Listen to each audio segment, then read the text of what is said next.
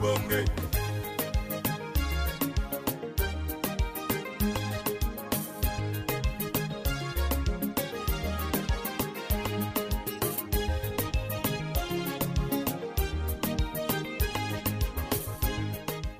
What's up, my people? Niaji was say, allow me to introduce to you the dopest show in the 254 right now that is currently banging ambao unajulikana kama Tubonge. Alright, I'm your girl Aisha and I'll be holding it down pamoja na yule mwenzangu anajulikana kama Mr. Jemidari, ukipenda muite Jamal. Kwa hivyo, Tubonge ni nini? Very simple. Tubonge ni product between NACC, National AIDS Control Council, ikishirikiana na Standard Group Limited, ambapo tutakuwa tunaeleza maswala mbalimbali kuhusu HIV prevention, yani tujiambie mambo ambayo tunaweza kufanya ili kukula life na adabu. At the same time, we encourage each other kama vijana. We go and get tested. We know about our HIV status. Alright? Kwa hivyo, apart from conversations in that line, pia tutakuwa na wasanii kwa nyumba, tutakuwa na DJ Genius on the ones and twos. Kwa hivyo tuko na conversations na pia tuko na entertainment. Na tunakuencourage wewe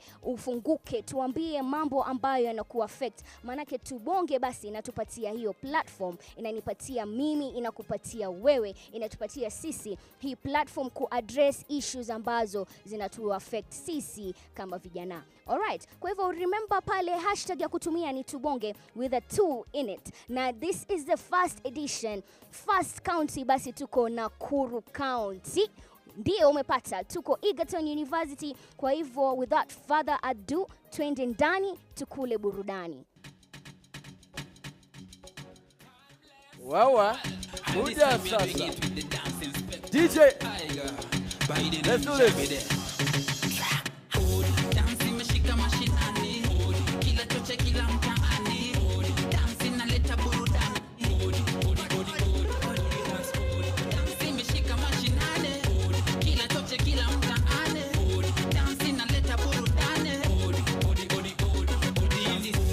In the church, come slow, take your time, you know I feel rush. Hey, kuna ban, heaven kuna bash. Check if you wanna dance, all the dance.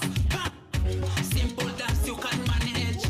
How we catch any dance college. Get in, step it with courage. Now tanga mke like you just take a hot porridge. Energy that all this bring is big and you know.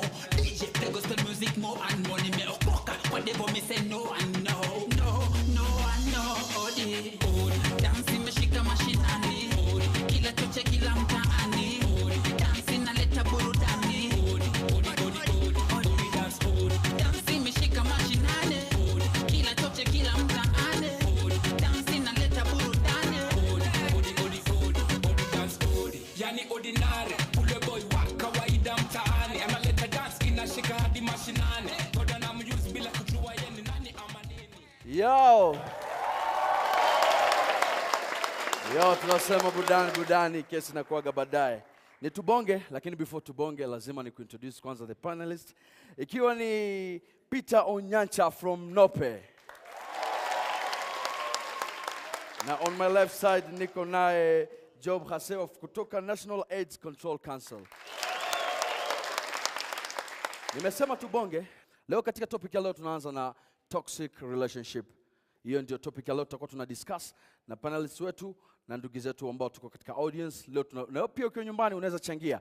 Chukua simu yako uchukue full control. Nini toxic relationship? Nasema lile uhusiano ambalo ni la sumu. Kwa mfano, unaweza kuwa na mahusiano na mtu ambaye akaweza kukunyanyasa kisaikolojia ama kihisia. Sasa nataka kwanza upate hii feature My Country Rocks Nakuru.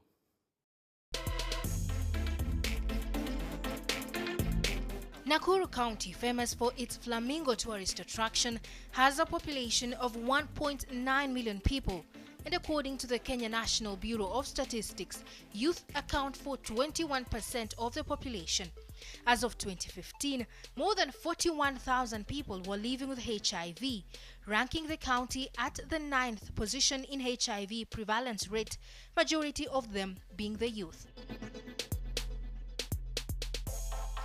The high prevalence rate is attributed to a wide range of issues that include toxic affairs, the so-called sponsor relationships, multiple sex partners, and unprotected sex, among others.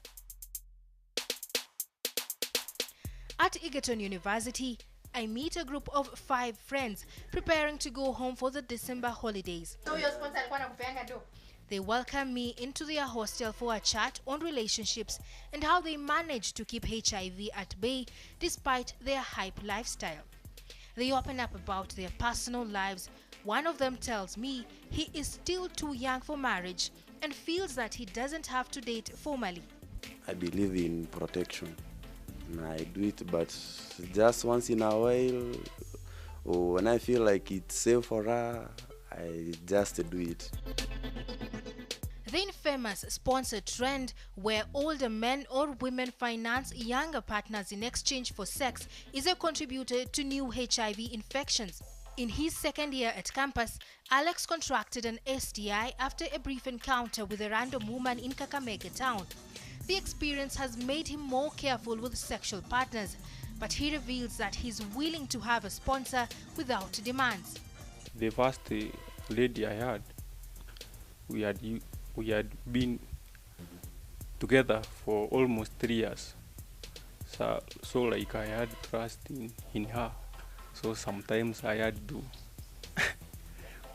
kutotumia mpira yani. At some point time back in my second year, I used to have one. Actually, she is a putative mama, and that mama used to be my landlord. We had moved for around 3 months, and fortunately, she had to challenge me because she told me she was for that she divorces her husband so that we get married, something that scared me. Around campus, the students have access to free contraceptives at all times, and first-year students are coached on the proper way of life once they report to school. However, peer pressure and family background play a big role in whether one gets a sponsor or not. One of the student leaders says unplanned relationships have led to a high number of mothers in the school. I had a friend who had a sponsor, and the stories, they were pretty demanding and attractive. Before student atoke kwa room aende kwa sanatorium kuchukua hiyo kitu, ina take a lot of courage. Most of them do not have that courage, especially first years. So you find they are sexually active. We would want that anyone who engages in sexual activity is of age. We also want to make sure that everyone that does it, even if you must, use protection. With this, it is evident that there is need to create behavior change among youth in Nakuru to reduce the high risk of contracting HIV that they are exposed to. Alright, so welcome back guys. Remember, hii ni issue ambayo inatu affect sisi wote kama vile ambavyo mmeona. So keep the conversation going on our social media platforms. Utatupata pale katika mtandao, Twitter, Instagram, tuko kila mahali. The hashtag to use is Bonge with a 2 on it, alright? So tunazungumzia kuhusu toxic relationships, na hii inanikumbusha something, a song kutoka Wasafi. Jamani, nakumbusha ile ya Lava Lava ama vipi? Bora tuachane. Manake shida mapenzi.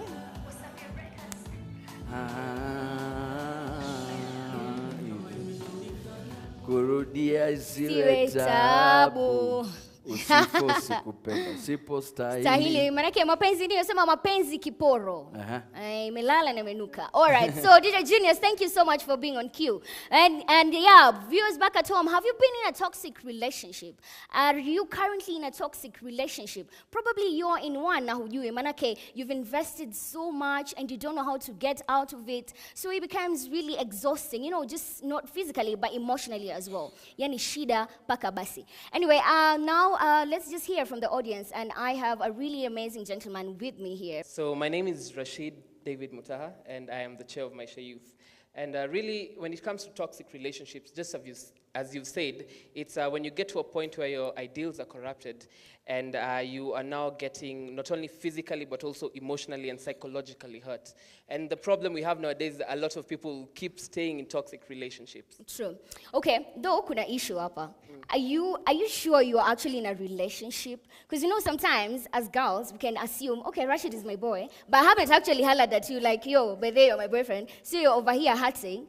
but you know, it's not even official to begin with. So I kind of probably get ourselves in these situations. That's a lot of the times, and we call that a situationship. Yeah, umekuwa blue ticked, and then you're like, Umekuwa oh my blue God, this guy, by the way, I should have never. Melanina na All right, so let's get to hear from and one of the ladies just over there. Just kindly pass for me this mic. Tell me your name and tell me what you think about toxic relationships. I'm Joanne. For my take is toxic relationship is where, one, you give and you never take. In that, let's take, for instance, a sponsor and a young lady like me. He'll always demand, and I'll always be there to deliver. Whether I'm harassed or not, I won't give my view. Yeah, that's a good point. Anybody else who wants to contribute about today's topic? Can you pass the mic? I'm Fred Domoyo. My point here is when you are in a relationship and you give your time, there's that time you spare to be with maybe your loved one, or maybe on call or on text. But this one takes advantage. You want all the time, maybe it's on calls, maybe she wants you to be texting all the time. When nimejua shida yako ni airtime. No. Not airtime really, but we're in school. Shida zingine tunaweza kuwa na solutions. No, we are in school. We need time to study. Mimi kwenye mkono wangu wa kulia niko na Gracie. Gracie. Hi, introduce my name is Gracie from Sotis Kika. A toxic relationship for me is where you're constantly pleasing this person and this person is not. You're constantly wanting to make him happy and this person is not making you happy. For example, madam, kila saa ndo unapiga chali yako manze ni aje hata date hata moja tu aje kupeleka manze. Ni wewe tu ndo una call shots. So no, una heart unajua unataka hizi vitu but mse akupei. I'm Kelvin. Been a fourth year in Egerton, nimeona watu wengi sana in this kind of stuff. Where hata mwenyewe anaambiwa na watu wengine, you are really being harassed. Lakini yao ni ukimuuliza mbona, I love this guy, I love this lady. unapata kuna madem hapa Buru, every time ndio wanafua, every time ndio wanapika. Sawa. Yeah. And this guy mwenye anapikiwa na anafuliwa, hata sometimes unampata ana slap this girl in front of the friends. Sisi tunaona akimslap. Ukiuliza this lady, why are you sticking with this man? Amependa. Nampenda. My take on toxic relationships is that, you see, for example, here in campus, I've made many friends. Most of them, for example, I had a friend of mine who alikuwa ananiambia that her roommate, she usually wash clothes for her boyfriend, and later anamlipa na chipo za 50 bob. As in that girl is being, I don't know, abused as in an emotional way bila ya kujua, and she's been taken advantage of, and I wish I was there ningemwambia. Aisha, yeah. Kwani ni wanawake peke yake wanaonewa? Kuna mwanaume boy child? There's no boy child. Ngoja nikwambie. There's a boy. Manake umeona hii everything, kila story ambayo tunasikia hapa, sisi kama the girl child, we suffer a lot in the hands of the boy child. Unasikia tunafoma nguo alafu tunapoa chipo. I mean, come on you guys. You can do better than that. Remember to keep the conversation going on our social media platforms. Na hashtag ya kutumia ni rahisi sana, hashtag ni tubonge. Right now, let's hear from the experts tusikie advice kidogo, 2-3 hivi. No two human beings have the same character. And the reasons why you get along with somebody else could be a little different from another person. And for that reason, the reasons that make one quality of a relationship toxic are also differing from one to the next. People love for many reasons and they hate for many reasons. The most important thing for you to think is any aspect of your relationship that makes you compromise the quality of your life is already toxic. And it's important for you to sit back and reflect and ask yourself, what do I mean by quality of life? Am I capable of making the right decisions? Am I capable of having the right attitudes? Immediately you realize that there is something you think is right, and because you are in a relationship, something is telling you to compromise that, you are automatically starting to compromise the quality of your life. And by extension, there are many things that are likely to go wrong, whether they are mental or psychological, physical, or some of them may become even economic. You will be unable to make properly guided judgment, and you misuse knowledge that you already have. Jamal, uko na nini upande wako? Umesikia vijana upande wangu? Boy child, sio wanawake peke yake ambao unachangia nini mzee? These kind of relationships, the way they are coming up, it's just a relationship that is not mutually beneficial.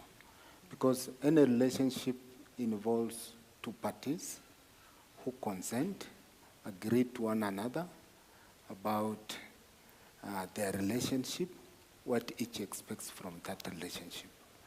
So in a relationship where one party is disadvantaged, is not emotionally happy, but they're just coping because of the situation, is a harmful or a toxic relationship. And for us as NAC, I'm happy the way it's coming up from these young people. That is what drives the epidemic for these young people. Because as the girl child has said, at age 18, you find over 30% of these girls have undergone one form of violence, sexual, gender-based violence. And the way she has said, some remain in it, believing it's right. The way she has said there, he loves me, so I can't go away. But she's undergoing some form of violence in that relationship. So they exist, and for us, we need to address them because they are key drivers of the epidemic. Thank you so very much, Mr. Joab. That is from NACC, which is our main partners in this whole show. That is the National AIDS Control Council. Hi, Jamal. Kulikuwa na ile story yako fulani, ulikuwa unataka kuniambia? Mr. DJ, uko sawa? Kufiti. Umepitia toxic relationship? Sugar mommy hivi. Okay, let's say, since kwa kazi yetu, tunapata wa sugar mommy. Yes. Lakini wanakuforce. Lakini usipojicontrol inabidi unajipata uko ndani. Yeah. No, basically I'm not in one. I'm happily married. Okay. So sawa. Najichunga vizuri. Katika relationship lazima kuwe na caretaker na landlord. Sasa je, landlord ama caretaker? DJ Lego.